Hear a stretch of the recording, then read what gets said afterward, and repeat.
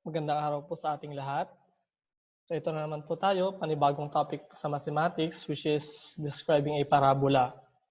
So sa pag-aaral po ng parabola, nabanggit ko na po noon na meron po tayong vertex, tapos napahapyawan na rin po ang tungkol sa opening ng graph. So itutuloy lang po natin yung topic na yon. Okay po. So una, magkakaroon po muna tayo ng definition of terms. Ayan. Vertex of a parabola, that is the turning point of the graph of a quadratic function. It could be the highest or the lowest point of the parabola. So, nabanggit ko na po ang tungkol dyan. Maraming beses na. Ito po yung point na kung saan nag-turn o nagkaroon ng turning point yung ating graph.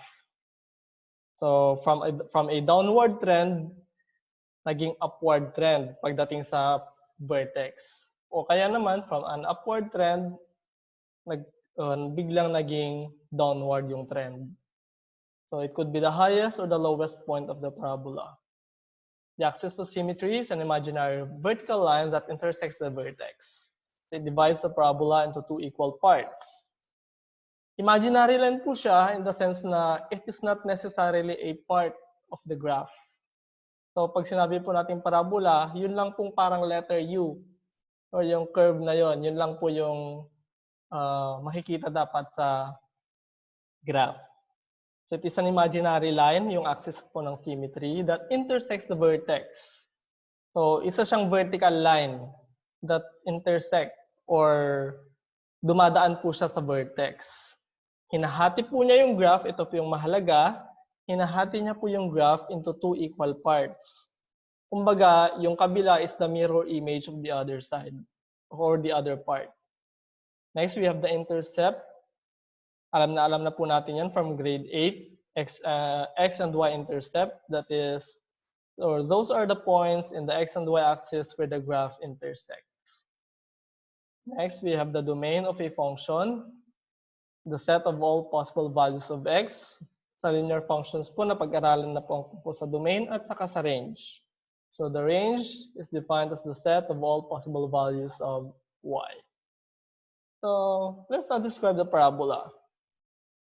So there we go, we have the parabola. Una yung vertex. Ayan, tinuturo na nung arrow. So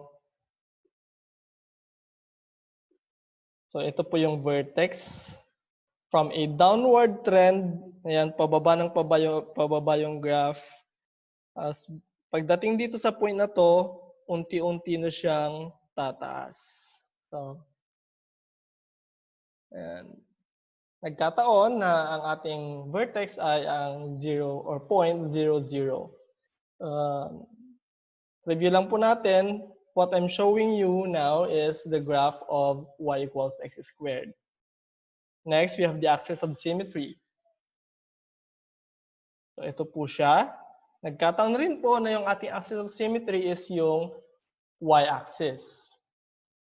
Ayan, nagbago ng kulay.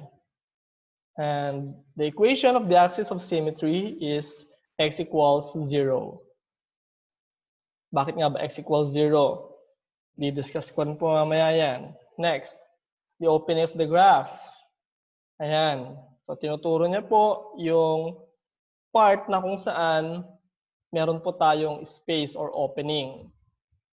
And pwede pong maging upward yung opening or downward.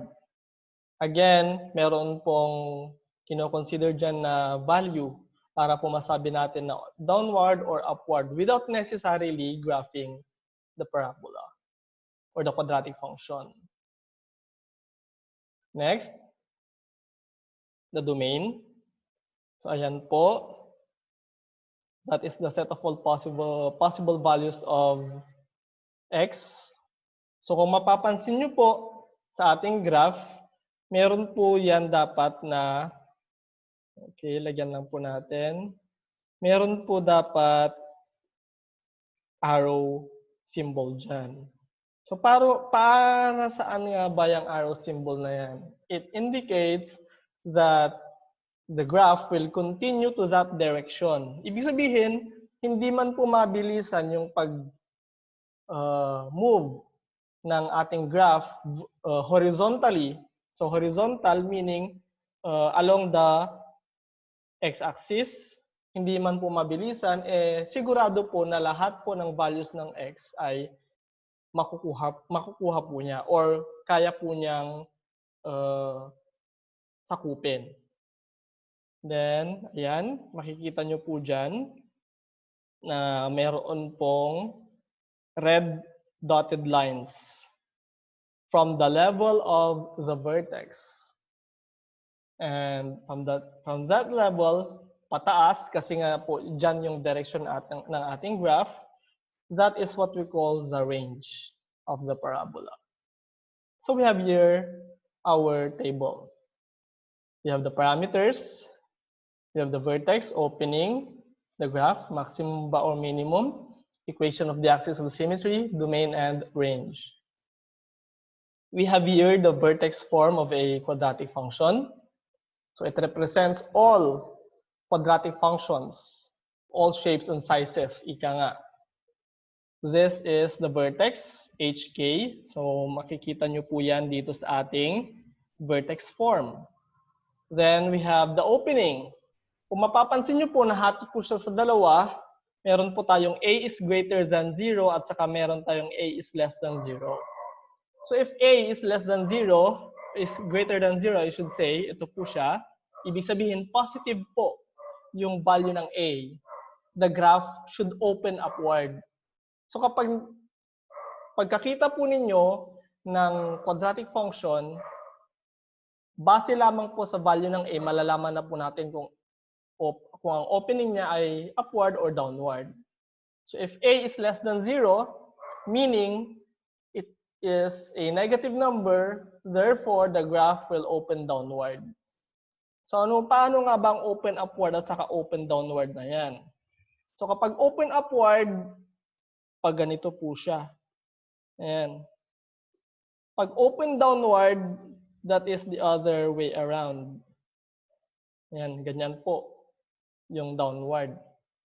At dahil nga po, pag opens upward, ang lowest point of the graph will be the vertex. Kaya nga po, minimum. Ayan. Kapag opens downward, nandito po sa baba yung opening, yung vertex po, yung pinakamataas na point. Wala nang ibang mas mataas na point dyan sa parabola. So therefore, the vertex is the maximum or the highest point. So you might want to remember that. Then we have the equation of the axis of symmetry. So x equals h. That's simple. So kung ano po yung value ng h, ayan, dito po, yun po yung value ng x, or it will complete the equation of the axis of symmetry. Sa domain po, ito po yung kailangan yung i-memorize.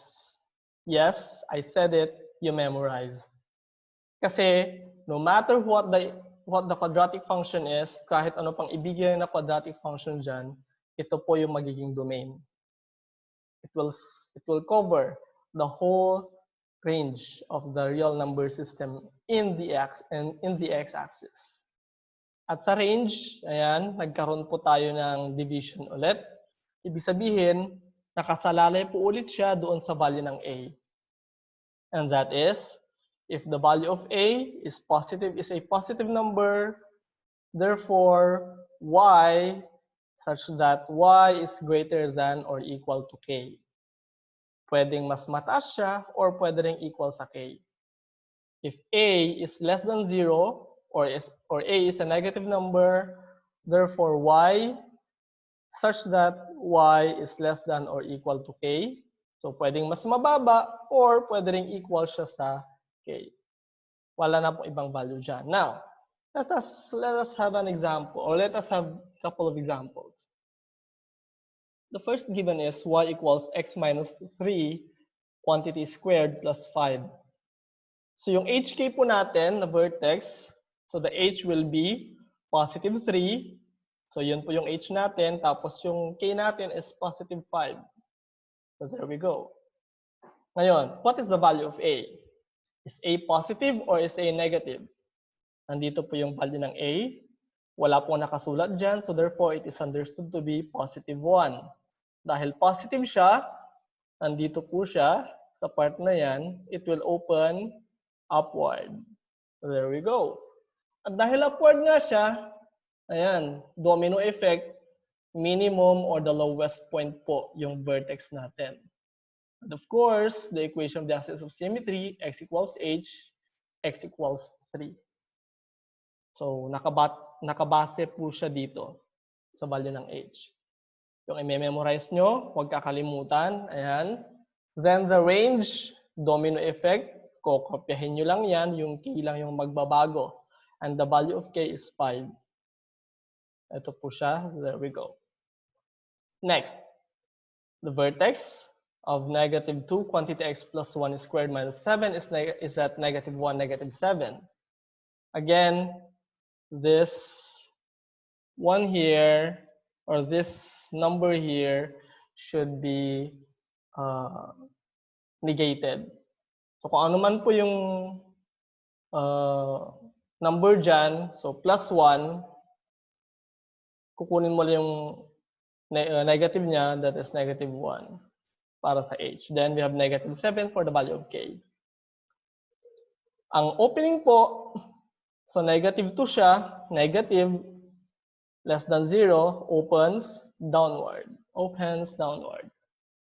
Ayan, domino effect, maximum point, and the value of h is at negative 1. So ito po, para sa ating equation ng axis of symmetry. Yung i-memorize, alam nyo na yan. And of course, the range, there we go. Y such that y is less than or equal to negative 7. Again, nandito po siya sa vertex, nakasalalay. So there we have it, or there you have it, the examples and the explanation for describing the graph of a quadratic function. If you have any comments, suggestions, or questions, you may leave them down in the comment section below. Thank you for watching, and I'll see you in my next video.